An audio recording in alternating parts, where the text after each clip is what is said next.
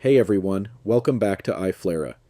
In today's video, I'll show you how to free up RAM on your Mac to improve performance and keep everything running smoothly.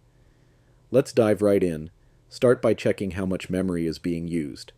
Press Command and Space to open Spotlight, then type Activity Monitor and press Enter. Once it opens, click on the Memory tab. Here you'll see a list of apps and how much RAM each one is using. To free up some of that memory, begin by closing any apps you're not currently using. You can do this by right-clicking the app in your dock and choosing Quit. If you're not sure which apps are using the most RAM, go back to Activity Monitor, select the memory-heavy ones, and click the X in the corner to force quit them. Another simple method is restarting your Mac.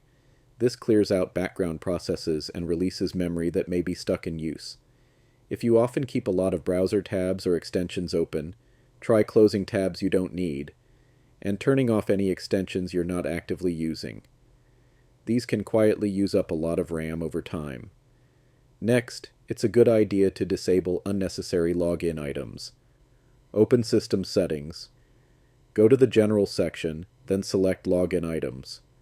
From here, remove any apps you don't need to launch automatically when your Mac starts up. Fewer startup apps mean less RAM usage right from the beginning. For those who are comfortable using Terminal, there's a command that can help clear RAM manually. Open the Terminal app, type sudo purge, then hit Enter and enter your password when prompted.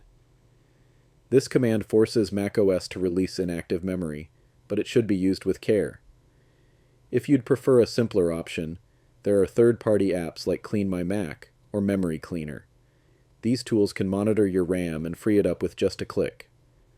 Finally, always make sure your Mac is running the latest version of macOS. Apple often includes system optimizations and updates that help improve memory usage and overall performance. And that's it. With these tips, your Mac should feel faster and more responsive. If you found this video helpful, give it a like, subscribe for more Mac tips, and leave any questions in the comments. Thanks for watching, and I'll see you in the next one.